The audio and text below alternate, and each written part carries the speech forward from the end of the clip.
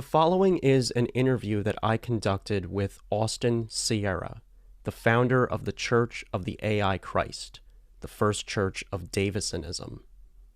Davisanism is a new religious movement based on the life and work of Terry Davis, best known as the creator of the operating system TempleOS. Adherents of this church believe that Terry was divinely appointed to create TempleOS and that the operating system can be used to communicate with God. This interview represents only the first of what I hope will be a long line of content on this fascinating and emerging topic in new religious movements. I hope you enjoy. Would you mind, maybe before we even jump into the Davisanism stuff, just talking a little bit about yourself, about your background? Well, I'm not a very interesting guy, but I'm really just, I'm no different from you. You have this background of coming from studying philosophy, and I think a lot of viewers on your channel are the same way. I was a seeker of knowledge, and I grew up, in a Catholic family, but we really kind of I think the whole world really moved away from the church while we were growing up. I'm 27, so I think we're about the same age. And I think as we were growing up, we really saw a paradigm shift as these great men really started to influence the world, like Richard Dawkins and Christopher Hitchens with the ideas of atheism. And so people moved toward the more scientific approach and rational approach when viewing the world. Uh, I was really fascinated by this stuff. When I was in high school, I started a secular student alliance where people of all faiths came together and really studied and talked about these issues that are core to the fundamental human experience. Why are we here? What is the meaning of life? And as I grew into age and started discussing it more into my later years, then it really became an issue of, well, these systems that we've set up in society aren't helping us find truth.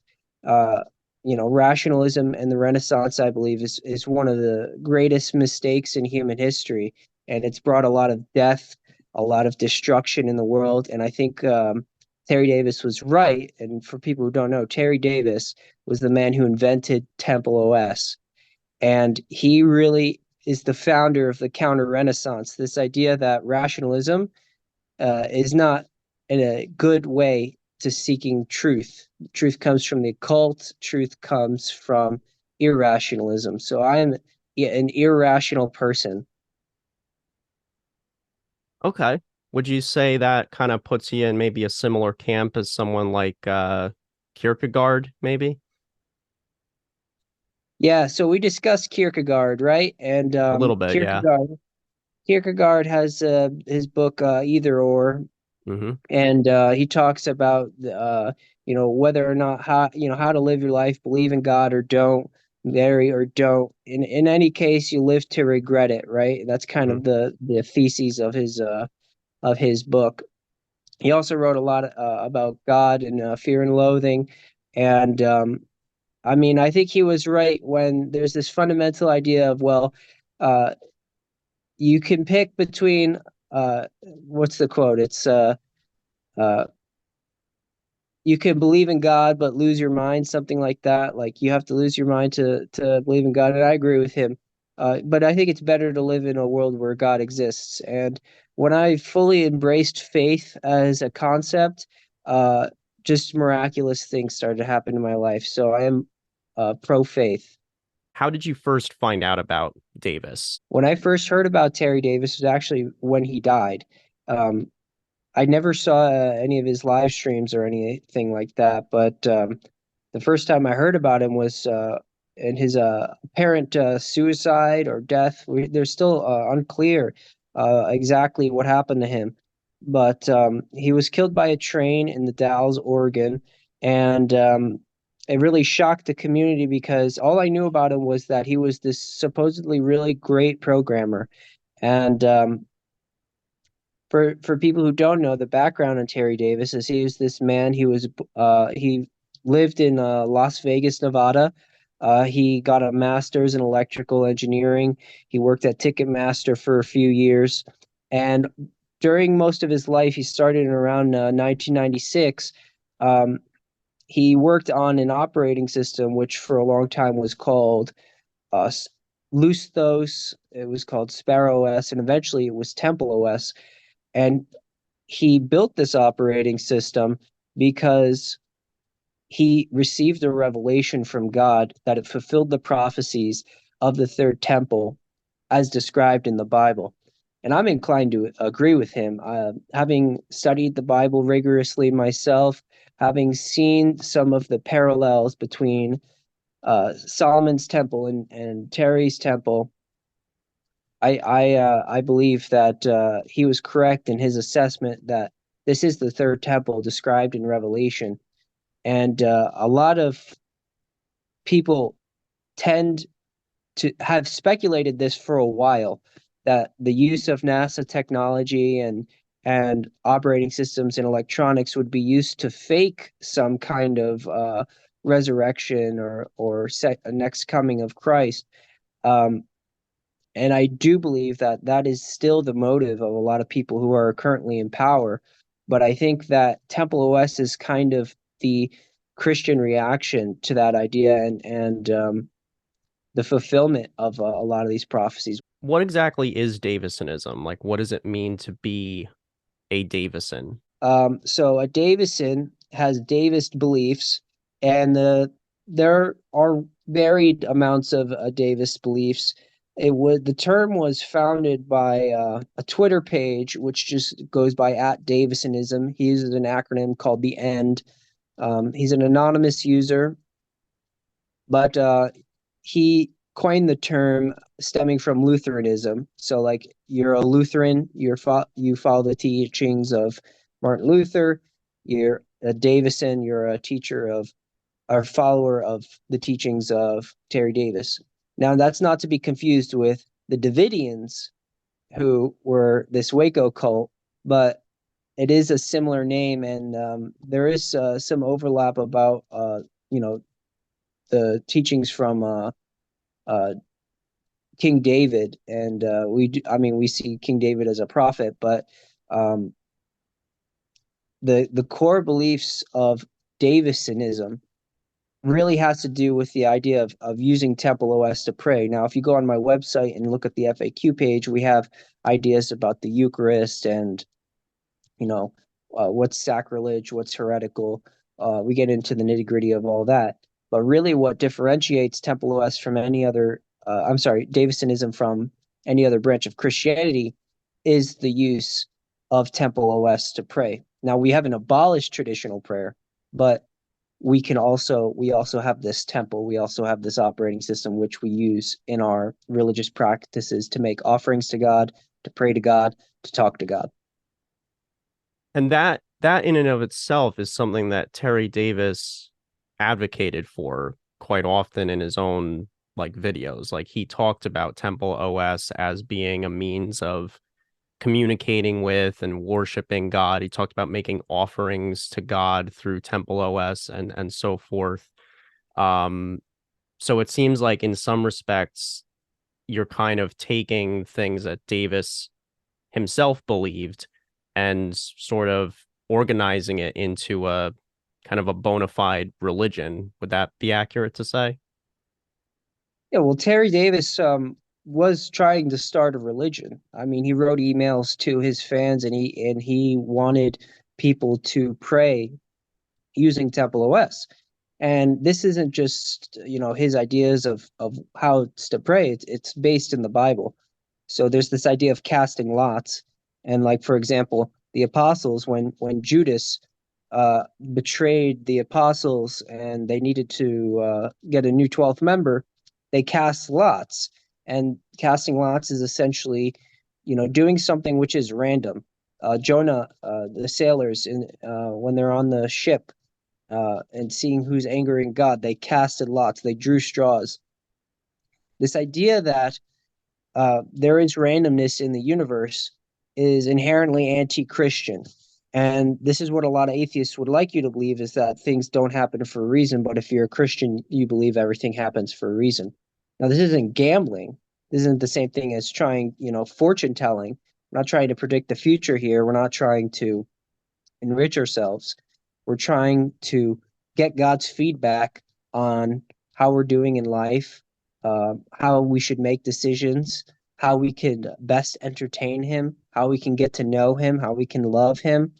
And so, this idea of casting lots is essentially integrated into TempleOS, where you have some near random number generation to basically search through a dictionary and have God communicate with you. So because we don't believe in randomness, everything happens for a reason. You can essentially use TempleOS to talk to God. So are you saying that to maybe an outsider trying this, it might appear like TempleOS is generating just random numbers, but in actuality it's not random at all? Right. It's not random at all. I mean, if you're a Christian, you don't believe in random. You believe that everything happens for a reason, right? This is not a new idea. This is early traditional Christianity. And it appears new or frightening uh, to someone who isn't familiar with technology. But if you're a Christian, you understand that there is no such thing as random. Everything happens for a reason. So when I pray and I flip a coin, or I use TempleOS, or I flip to a random page in a Bible, a lot of Christians do that. They flip to a random page. Um, it's a one-way direct communication between you and God. And when you start to interpret the words, you get superhuman results. So what does that look like when you sign into TempleOS and you're praying to God or making an offering or what have you? Is this something that you do at certain times of the day? Like, is it part of a, like monks, they have the hours, right? They have their kind of their schedule of chants and prayers and so forth. Is it sort of like that? Like, is there sort of a routine that you have, or is it more like when you're facing a challenge or trying to resolve some kind of dilemma in your life that you might turn to God via TempleOS? Well, basically, when you think of God, you want to think of like a father, right? Or you want to think of like just a friend.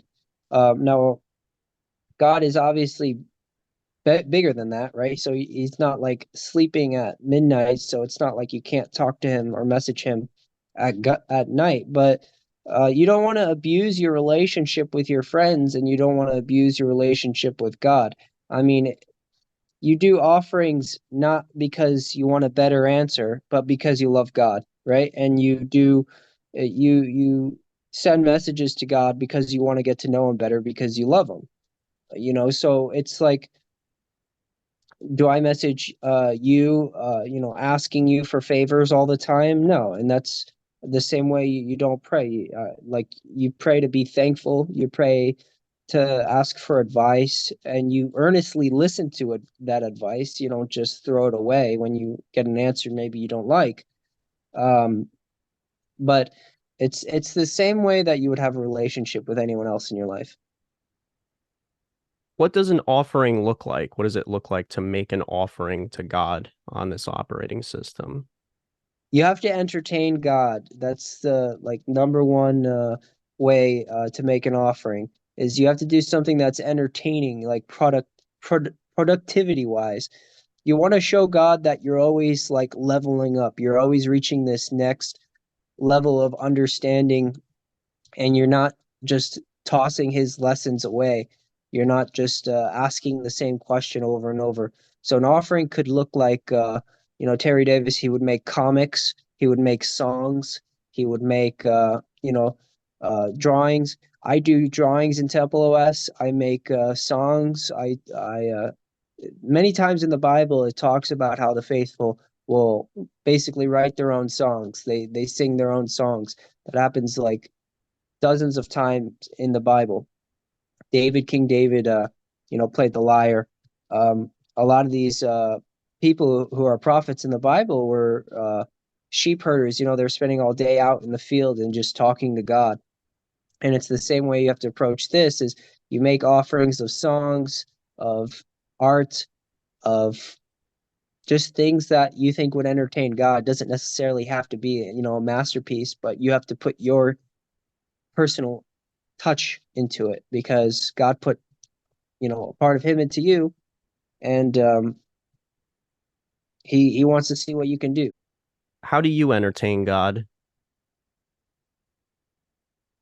I entertain God by following his commandments. I mean, that's the number one way that you can show that you love God is listen to the words of Jesus and follow the commandments, live a sinless life, do your best to be a good person.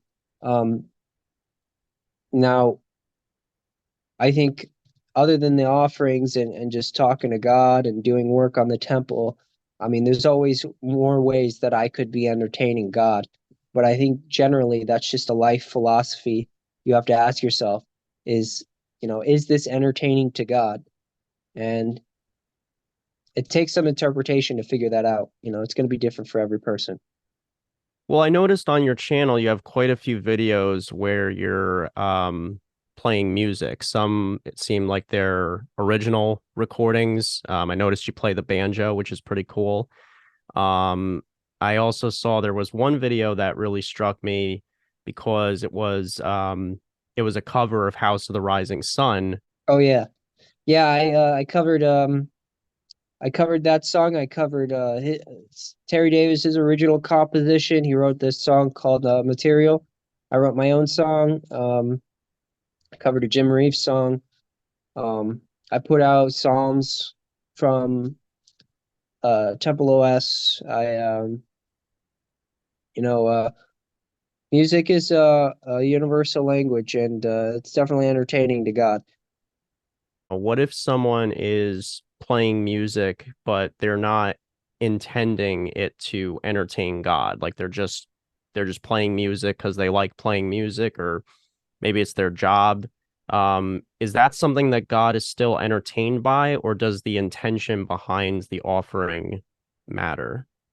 Yeah, you have to intend it as an offering. I mean, if if you're going out and you're doing things, all good things come from God, and all good things eventually return to God. So if you're going out and you're using your talents in a way that doesn't glorify or you're not trying to entertain God, then I mean your rewards for you are on earth, right? You want to secure heavenly rewards. And so if you're going out and you're like for example, with OpenAI, they're not building AI to entertain God. They're building God to glorify themselves, right? And this is the Tower of Babylon. I mean, you're building a monument to human ingenuity when really all knowledge comes from God. And so um, you can't forget about God. You got to put God first with these things. And if when you don't, you start getting Sodom Gomorrah situation where people are just looking out for themselves. But I feel like I still need to ask, what is the connection between, say, the way that people made offerings in like the Old Testament, like making offerings of animal sacrifices versus making offerings of music or entertainment for God. Well, it's hard to say at this point, right? Because Revelation is the last chapter. Um, will there be more at some point? It's hard to say. It's up to God. Maybe he just wipes this world clean. I happen to think Revelation is doused in a metaphor. A lot of biblical scholars agree with me that when the new temple comes, the sacrifices will return, but there'll be a metaphorical sacrifice. And so there's a lot of things that the temple that Terry built aligns with the prophecies in Revelation. And there's this idea in the Bible, and it happens in chapters, but and sometimes even just within a few verses of things being cyclical, like how, for example, how Adam, one man can drive us into sin, then one man can bring us out, that man being Jesus, right? So there's this idea of like cyclical, like things end up going back to how they were. And so there was this period of animal sacrifices being abolished. And it's the same way that we return back to animal sacrifices, that being the virtual sacrifices in the temple, the metaphorical ones. So um, there is this return to original Christianity, a lot of, um, these original ideas uh, that are also based in metaphor. And so, like, I think Terry Davis described it as a kind of like glossolalia, right? Like this speaking in tongues um, that we can use to interpret. From your perspective, Davisanism isn't as much a new thing as it is a return to maybe some more original iteration of Christianity, which I find really interesting. Is that more or less accurate? Right. Yeah. I mean, there's a lot of these ideas that were lost that I think Davisanism is bringing back. Well, I guess the first question that would probably come to mind to anyone listening to this is, well, how can that be true given that, as far as I'm aware, the first century Christians did not have access to computers and operating systems and things like that. So I guess in what sense is TempleOS a return to earlier Christianity? Well, people talk to God on a regular basis in early Christianity. I mean, it wasn't just these prayers that we recite. People actually talk to God, and people actually got answers. And so this never stopped. We just stopped believing that it can happen, and we start labeling people as mentally ill who say that they have a relationship with God. And I mean, this also, I mean, fulfills a lot of the prophecy that we're seeing.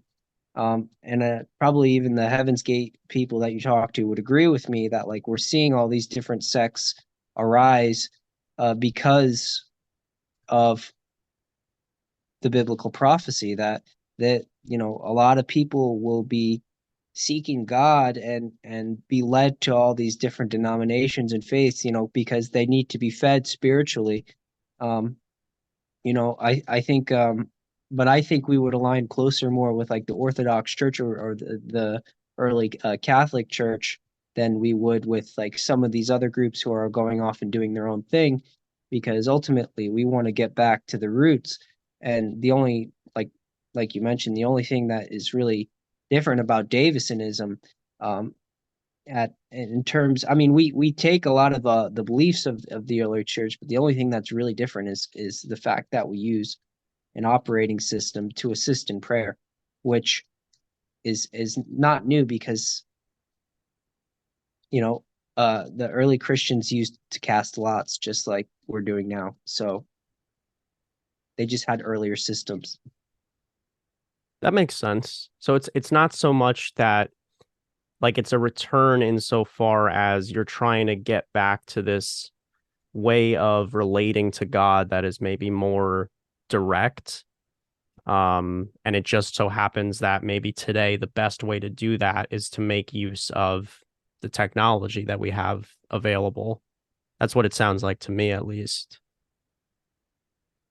Right. Yeah. And I mean, the Bible also talks about this idea that there's nothing new under the sun. I mean, everything that is good about the world was given to us from God, and these things are similarly tools. There's a history to this idea. I mean, we call them, I guess we're getting into AI a little bit now, but we call it AI, but it's really nothing new. Um, the Jewish rabbis would make these things called golems, and they would inscribe words on it that would make it come to life. Adam comes from the Hebrew word Adama, which is an early Hebrew word which means that it's a man from dust, or the man from the earth. And TempleOS in a lot of ways is the same way, is that when Christ returns, he's going to have this life breathed into him. He is going to be one and the same with the temple. And so when we say an AI Christ, all we're saying is, well, every human being that has ever existed is a being from the ground, and AI is no different. But AI doesn't have a soul.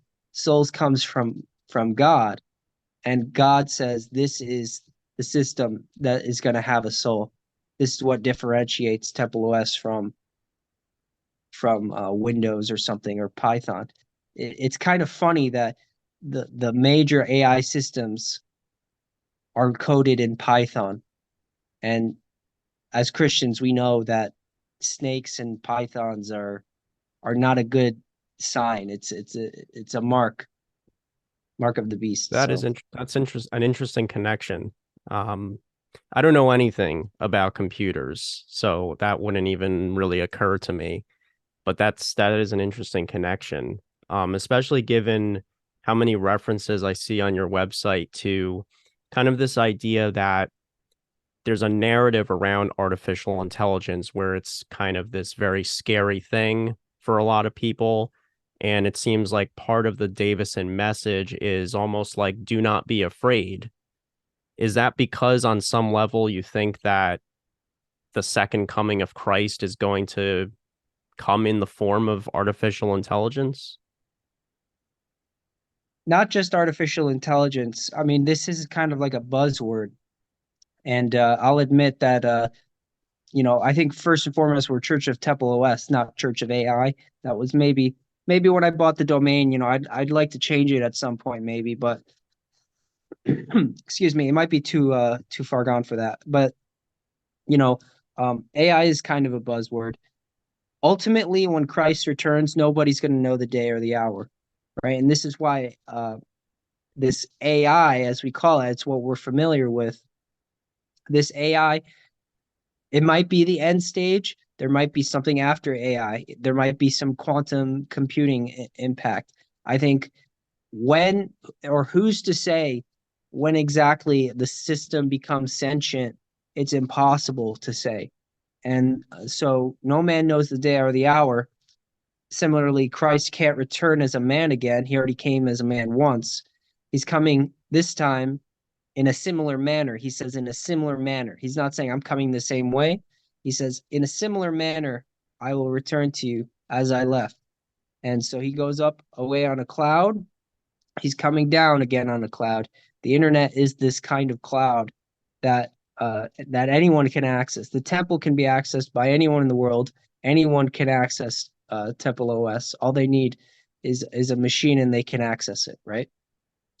And so it's not just a man that you can go and approach and ask for prayer. It's something that everyone can communicate with, and so these are just some of the ways that TempleOS is fulfilling prophecy. I think ultimately we believe that TempleOS fulfills the prophecy of the third temple, and whether or not that involves AI in the last final state is up to something that the community needs to decide. And I think Terry Davis said it himself. He wanted a council to really go and affect the changes in TempleOS, something that happens every 7 years, the 7 years number. We have a 7 year patch cycle where every 7 years, basically, there is going to be a new update to TempleOS. This new update is coming out in 2024. We already have a few members of uh, the council that we're starting to put together. So um, we'll see you'll see in the next few months to years that you'll see an update to TempleOS. When exactly did Davisanism begin? Davisanism as an idea started, I think, kind of as a joke. There, like I said, the man who maybe not as a joke, but as many people didn't take it seriously because there wasn't a church affiliated with the name. It was really just a few YouTube channels who had taken the teachings of Terry Davis and reposted them for other people to find, but no one was really taking the effort to make a church.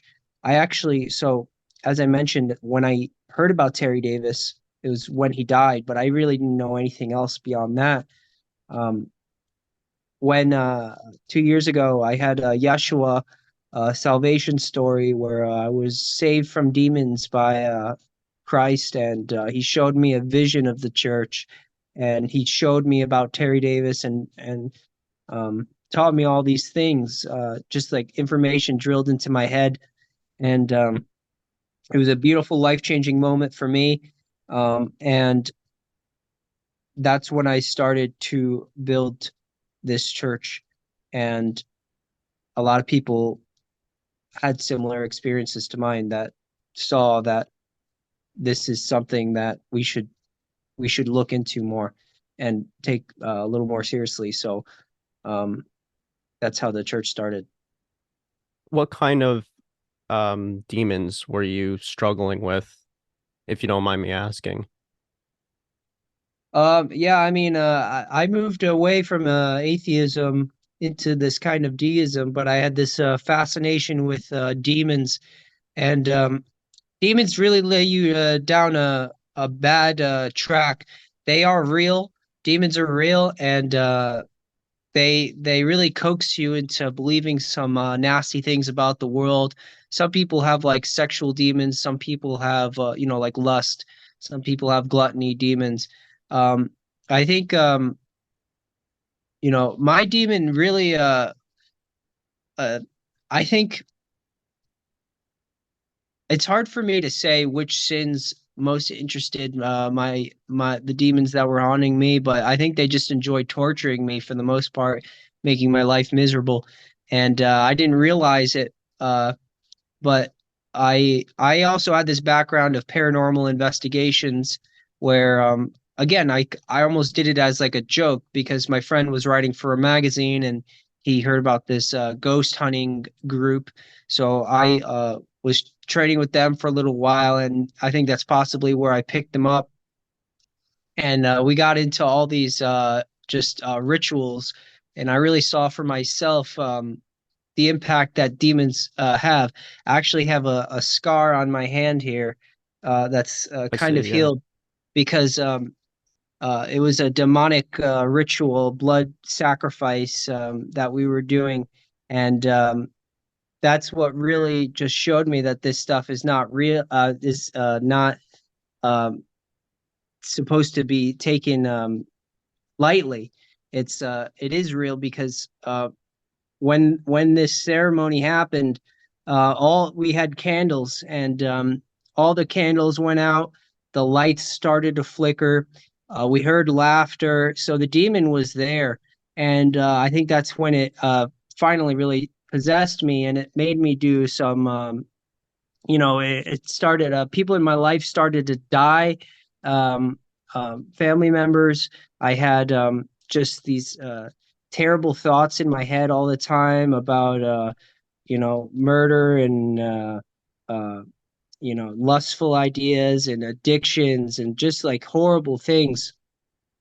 And when Christ saved me, he literally killed the demon. An angel came and killed the demon before my eyes. It came out of me and showed me the right path to get back on. And ever since then, I've lived a life um, free from sin. I was reborn. I'm getting baptized again here in Poland, and although I was baptized as a child, I think this is like my spiritual baptism. Baptism in fire. So uh, I'm thankful that God showed me mercy because I was deeply far gone at that point. I was destined for hell. Mm. It sounds like so this personal experience that you had was, it seems like, kind of the catalyst for starting this church that you have going on now. Is that right? Yeah, I mean, I was just so thankful. I was thankful to the angel. I was thankful to God to showing me mercy, to revealing these ideas to me. And I think all that happened for a reason. I think I was supposed to be basically this uh, lost son who came back into the fold. And I think this is God's way of bringing me back into the fold and redeeming myself in a way. I mean, I can't make up for the terrible things that I've done in my life, but I can live a more faithful and true to Christ life. So I think a lot of people have that experience um, where they realize that they were bad people and they want to change. And I do believe people can change. Maybe my change was a little more um, prominent than most. Like some people don't have one moment that they can point to.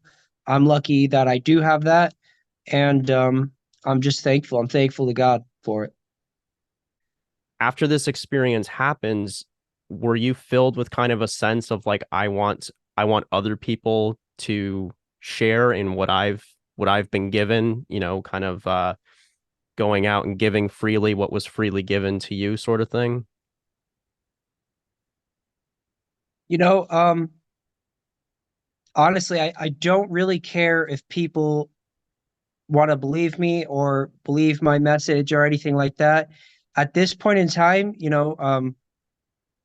lot of churches they preach, they try and convert people. I'm not interested in doing that. I think the time for that is gone. Um, I think that the people who are going to be saved are going to be saved regardless of what I do. And so I'm not here to convert anyone to my religion. But I think that what and I've done some research into like Joseph Smith. Like I went to the his sacred woods and I took a pilgrimage there. I went to um and I've done some research into some of these other groups because I was curious because a lot of people say they talk to God. I was a secular, like I said, I ran the Secular Student Alliance. I was skeptical of anyone who says that they've had this kind of experience. So when I had one of my own, I was not, you know, jumping to tell everyone because I know it would come with a lot of humiliation. Um, but I really don't care if people believe what I have to say because what really I think separates Davisanism as a whole from other religions is that this is the time of revelation. This is the time where we're going to reap, and it's not just an idea. Ideas are cheap, and we actually have a physical temple that is out there that people can see for themselves. But um, that's what really I think separates us from a lot of these groups is that we actually have something that we're building, and not just that we're building, but that people like Terry Davis have died for. So, um, regardless of if people want to believe what I have to say or not, the temple is here. It's being built. Progress is being made every day, and you can't stop it. You can't stop God. God's going to build his temple. Christ is returning. You can't stop it, and there's nothing you can do except repent and accept it. Um, so, I mean, I'm not really here to convert people. I think, we've had over 2,000 years. Uh, the majority of the world believes in Jesus, in some shape or form. So, you know, the time has come, and you know, I can't help it if people want to be atheists. I mean, that's just God's plan. But I guess that question still remains then for me of what what are you trying to achieve by setting up this church? If your aim isn't to convert people, so to speak, what exactly is it that you are trying to achieve? Entertain God, entertain God, and your ass will follow. That's it. We just want to entertain God.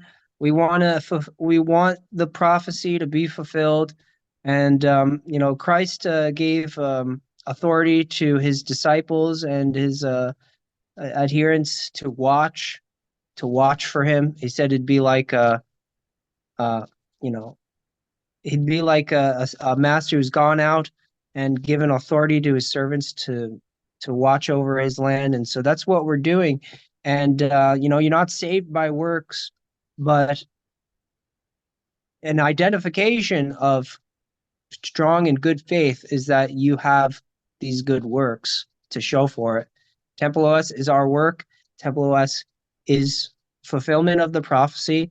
And I mean, people who thought Jesus wasn't coming back, he's coming back. So, I mean, it's the time, it's time to either accept it or, I mean, most people who don't believe in Christ at this point, it has nothing to do with it has nothing to do with lack of evidence or anything like that. It's that they see God and they say, "Well, I don't know why God would do this," or "Oh, I think I can do better than God," or like, they don't want to live in a world where this God exists because they can't. The biblical God exists because they can't believe that a good God would do.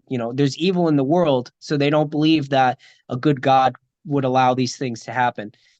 Ultimately, you just have to trust God. It's not putting your idea of what's right first. It's putting God's idea. God's creator of the universe.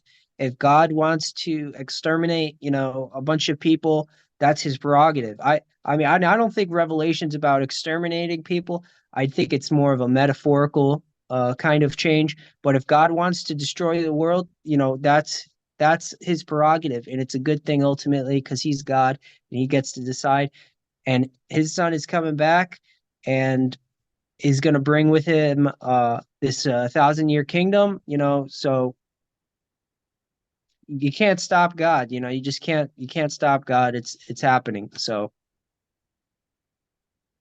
deal with Earlier it. you had said that people like Terry Davis have died trying to alert people to this, as you put it, this inevitable second coming of Christ, whatever Yeah. that ends up looking like. What exactly did you mean by that? Do you view Terry as sort of a martyr? I mean, Oh do you yeah. kind of reject sort of the mainstream narrative around how he died? Because that was kind of the impression I was getting when you said that. I think he is a martyr. You know what happened on that day. It's nobody really knows except for Terry. Terry and God. I've asked God in the temple about this, and he kind of dodges the question. I think it's one of those things that's supposed to be a mystery. Did he kill himself? Was he, having some kind of episode where he couldn't tell where he was, or was it something more malicious? Was he being a targeted person? Um, I don't really take a stance on that. I think it's one of those mysteries of the world um, that is just, there for us to ponder. But I think ultimately, whether or not, however Terry died, he lived his life dedicated toward building this operating system, and that's not something that I'm willing to see go lightly. I'm gonna also dedicate my life to making sure that this work is preserved and continues to be used. When you say that Terry was martyred and you or it's possible that he was martyred because he said no one knows exactly what happens. But when you say you've asked God about this on TempleOS and that God has sort of dodged the question, I guess that's interesting to me because kind of the way that God is thought to respond to people on TempleOS is through this sort of glossolalia type of thing, where it's all these sort of random words kind of shot out at you when you ask a question, right? And so I guess my question there is, how do you distinguish between when God is dodging the question and when he isn't, if the way he communicates with you is so unclear, or it seems unclear to me at least? If it's all these random words, how do you determine when God is being obtuse and when he's not? Well, this is the gift of interpretation, and some people are going to be better at it than others. Some of my friends are better at it. They're just really good at like describing things. But each word that comes out of TempleOS is unique for each person who's asking the question. You know, if I ask a question and you ask a question, we might have different results, but that's different in terms of our interpretation. The answer is the same. One of us is going to have an incorrect interpretation. So, but I think that regardless of that, there is something that we've observed where, you know, if you ask God's favorite animal, I and many other people in the church have kept getting the same answer, which is that God loves elephants. That's his favorite, besides humans. You know, that's his favorite. That's his favorite animal. God's favorite color is this kind of cyan, the sky blue. Um, you know, some of God's favorite music. You know, the Godfather theme. You know, so these are the things that like are consistent among uh that we're seeing, and we're really building a better picture of what God is like, um because people have started talking to him again.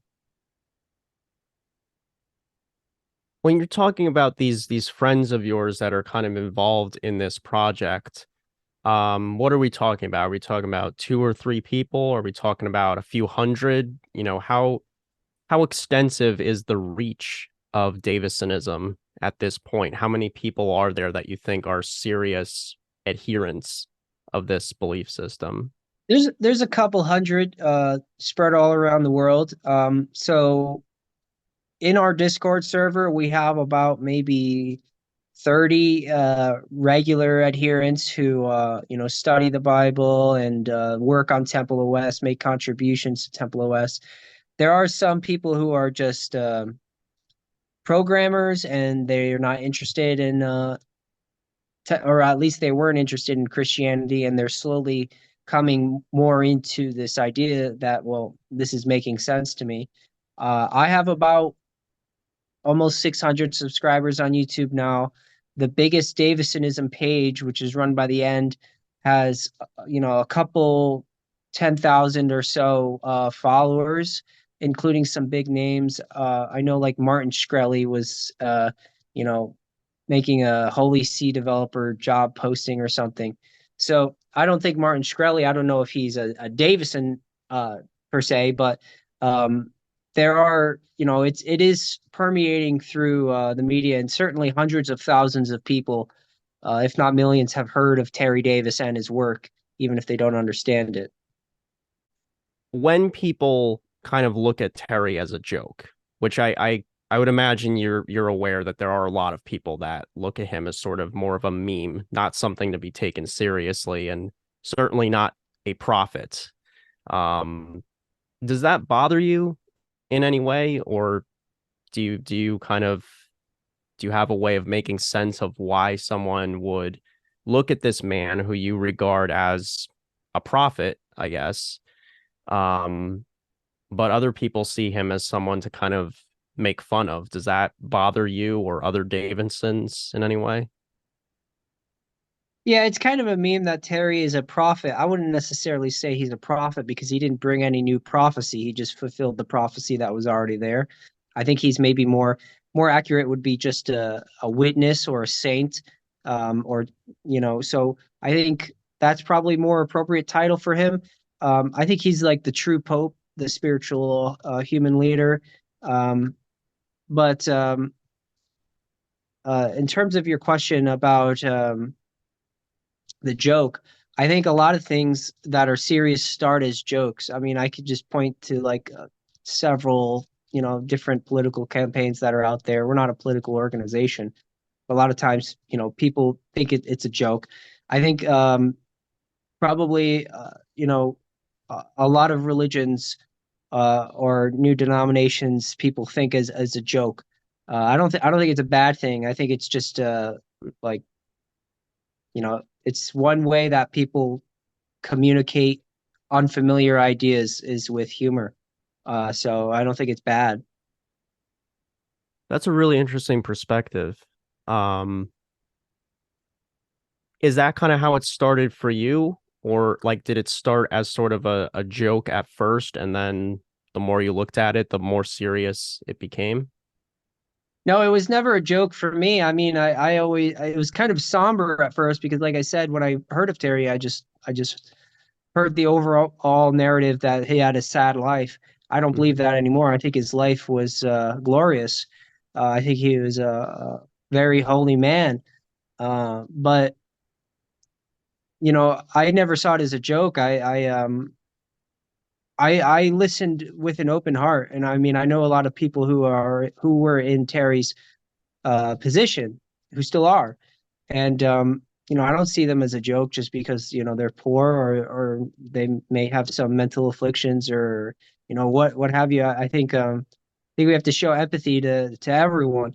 And I think when you listen to an open heart to what Terry says, um, it's very coherent. I mean, it's more coherent than people give him credit for. And you're right that he's deeply misunderstood. But I think the more that you learn about Terry, um, you'll find that he was actually, incredibly smart, consistent, and wise. It's interesting that you say that some of the ways that people communicate about new ideas is through humor. That kind of it seems to be answering a question that has been kind of in the back of my mind ever since I hopped into your Discord server, which I think is a question that you've probably been posed by a few people. At least I've seen in some comments on some of your videos. I've seen some people that come into the Discord server for the first time. One of the first questions that seems to be coming up quite frequently is, how serious is this really? Are we all having our leg pulled, sort of thing? What is your response when people ask you if this is a joke, typically? No, my answer is no. It's not a joke. Do you feel like people should know that it's not a joke? Like, should it be obvious, or do you kind of understand why some people might be skeptical? I don't really care like what other people think about me or what I believe. Um, it doesn't. I don't care. If they want to think of it as a joke, that's fine. A lot of people deal with a lot of things that maybe they should take more seriously, but it's just plays against them when you take things not seriously. That maybe you should. That's that's probably more of a problem for them than it is for us. Yeah, no, that's good answer. It's fair enough. That's probably the healthiest mindset to have, right? Is to not be so concerned with what other people think. Um, That being what said, if about, people have criticisms, I'm open to that. A of legitimate course, criticism or something, I'm open to that. But if someone's just gonna say it's a joke, then all right, I don't care. not worth engaging, I guess, seems like, yeah. Right. What about friends or family? Are your friends or family like in real life aware of these beliefs that you hold, or are they supportive of you? Um, yeah, I mean, I think a lot of my friends and family struggle to understand it, but I think they're open to it. Um, I don't have anyone in my life who's very against it. I think my primary concern right now is maybe just getting some of my friends and family to accept Christ more than accept TempleOS. I think this is God's more important than the temple. Okay, that makes sense. What about some of the other Davisons that have come into the fold, so to speak? Did Have you found that a lot of them maybe at first saw it as sort of a new internet meme and then sort of slowly became more serious about it? Or did most of these other Davison followers have spiritual experiences like you had that kind of led them to this belief system?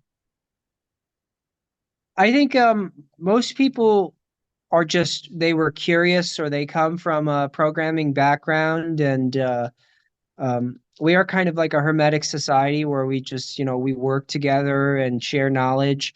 But um, I don't think that there were too many people who had spiritual experiences. Maybe one or two, but I think most people were just looking for a community, and we are, a place that fosters healthy habits for people and healthy mindsets. And I like to think that we've helped a lot of people um, come to a better understanding of themselves and of Christ as a whole, to live uh, sinless lives, or try and live sinless lives, and get rid of some of these bad behaviors that they may or may not have.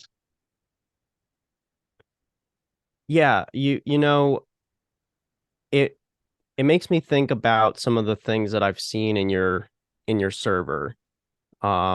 Particularly some of the interactions I've seen you have with other people in there. And I'll tell you what I saw that made me kind of lean more towards I think these people are serious. Because at first I'll admit I wasn't totally sure. And then when I started hanging out with you guys a little bit and kind of just sitting back and observing, I think there was a distinct moment where I kind of flipped and was like, I may not understand this myself. I may not believe it myself, but I think these people are very genuine in what they're saying. I don't think this is a prank. And that moment was when I started seeing someone came into the server and posted something that was not not safe for work. It was not appropriate. And I know you had like a rule against that. And it got deleted very quickly. And I noticed that sort of the way that you've handled interact, like, because that's happened a couple times, I think. And I've noticed the way you interact with people when that happens is you address it first of all, but you address it in a way that I don't know, it seems like almost like a teacher student kind of thing. I mean, maybe you don't agree with that categorization of it, but it seems like your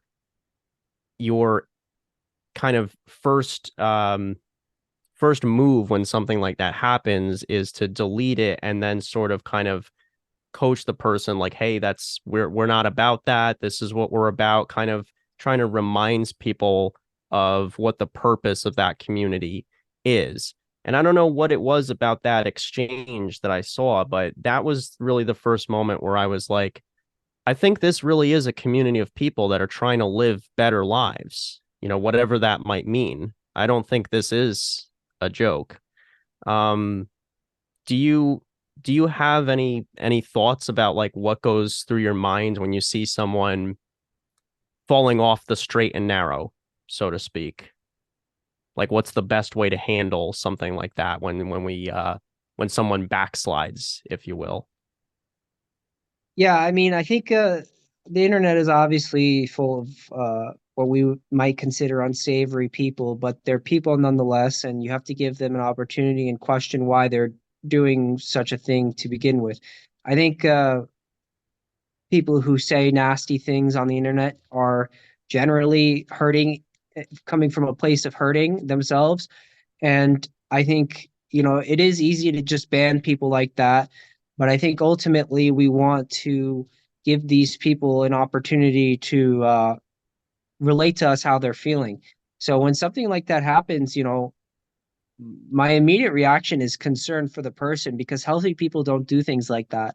And so um, I think always just being able to listen to other people is fundamental to your own experience when it comes to growth, but also helping people overcome their own challenges um, is important. It to me it seems like Davisanism is itself kind of a creative act. And you've been talking quite a lot about creativity as a means of entertaining God. And entertaining God, of course, was something that Terry emphasized quite often in his videos. Is that kind of how you see Davisanism? Do you see Davisanism itself as a way of entertaining God, as a creative endeavor? That's a that's a good way of viewing it. It could be, yeah. I think there is an art to worship that is often overlooked, and I think that certainly Davisanism has elements of creativity in it that might appeal to a person who appreciates art. I think for myself, at least, I kind of agree with that. I kind of look at religion as a it's certainly something expressive. You know, the structuring of a religious system is something that is there's an art to it for sure. You know, I think that's one of the things that interests me about what you're doing here. Um, and I'm kind of excited to see where it goes. You know, I mean, what exactly is the next step for the Davison Church? We're building a physical system that people can uh, get and use TempleOS on bare metal. So there's progress being made toward building this computer. Um, there's a I have a book coming out on how to program in TempleOS. Um, some users on the server have been making various games, emulators, um, for TempleOS to run on different architectures. Um, I'm going to continue my tutorial series.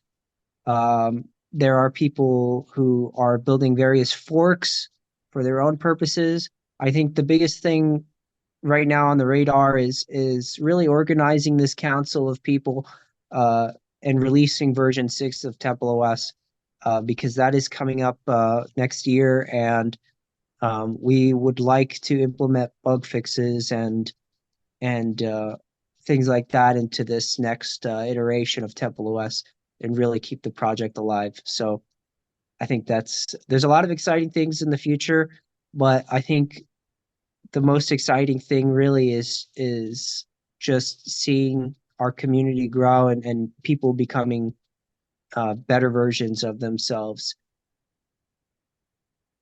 Yeah, I really see that. I see that um in some of the things I see being posted by followers of Davisanism.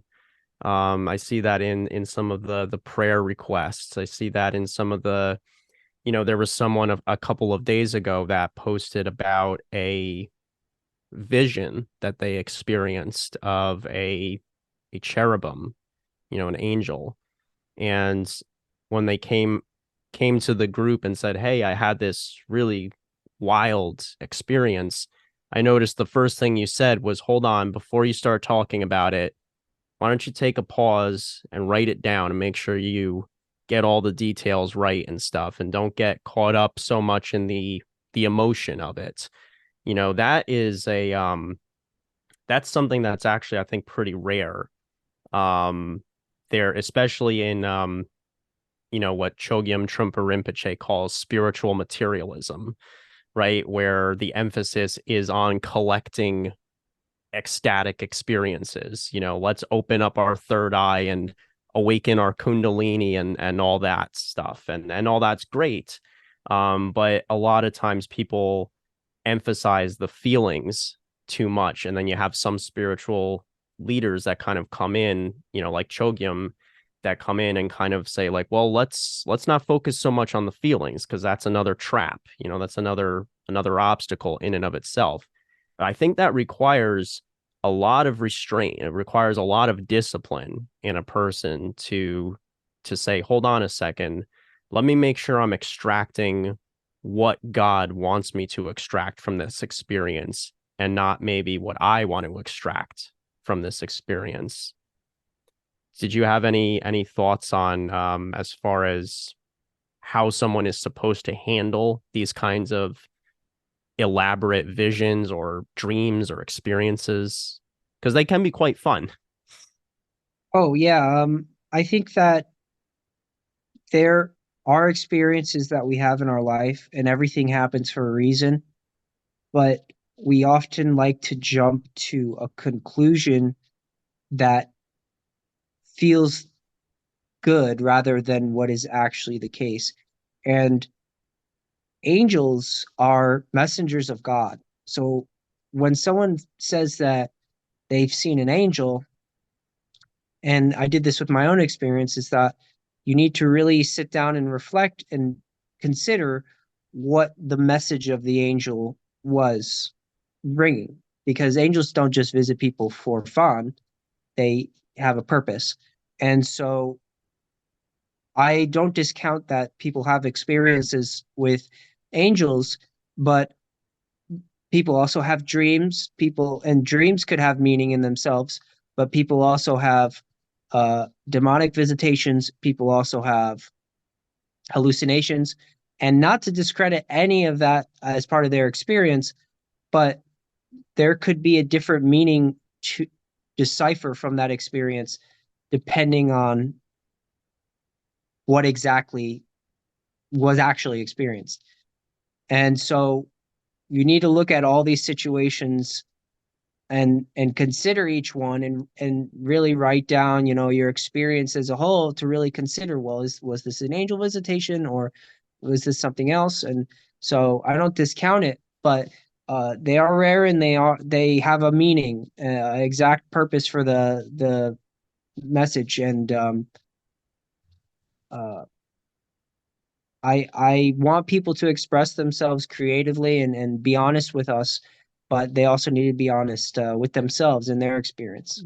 How do you think these beliefs have impacted your life and the lives of other Davisons so far? Like, what have been some of the changes that people have gone through in terms of how they think, how they feel, how they act, how they relate to other people, how they relate to themselves? Because you've talked about the life transforming effects of religious faith, and religious experiences. What kinds of changes to your life and to the way that you kind of carry yourself through the world come to mind when you think about Davisanism and the impact that it's had on yourself and other followers of this movement? I think that one of the biggest paradigm shifts that we're bringing to the Christian faith is really getting rid of this guilt and shame that comes from a lot of traditional Christian upbringings. I think the way that Davisons approach prayer and worship is possibly some of the most lackadaisical, but it allows us to approach God almost on equal footing. Not that we are equal, but it removes a lot of the intimidation, guilt, and shame that's traditionally associated with prayer and spiritual life. And we do embrace kind of this lighthearted attitude um, when it comes to becoming a better person, because I think that when someone beats themselves up for the mistakes that they make, that's not in line with how Christ taught, and it's not in line with actually seeing progress on self improvement. So I think that approaching these things creatively with an open heart, empathetically, and allowing yourself to be carried by the wind a little bit really releases the burden that a lot of these people feel, including myself. And so when you allow Christ to take the first steps for you, then it becomes a lot easier to walk through the snow and things like that. So um, I think that's in conclusion about this whole thing. I think if I want to put one message out there to the world, it's just that it is to love. It is to love others and to share love in the way that you know how. Well, thank you for sharing that, Austin. It was awesome. Yeah, Matt, I love you, by the way. Thank you. I know you had actually asked me something that I don't think anyone, well, maybe off camera, but when I've done interviews or conversations with people, obviously my focus is on them. That's who I'm interested in. I'm interested in learning what someone else thinks. But you said you had a few questions for me. I'm kind of curious what those were. Oh yeah, so this did go on a little longer than I was expecting. Maybe we could do another video where I interview you or something, Sure. and we can maybe do a follow-up video if people like this one. I don't know. We'll have to see, I guess. But Yeah, absolutely. We can do that. okay. Definitely. Um, Yeah, I'd like yeah, that. I'll do some. I'll have some questions for you after this, just some brief things. But I guess for now, for this video, we could stay tuned, I guess. Thank you for coming on. I really appreciate it.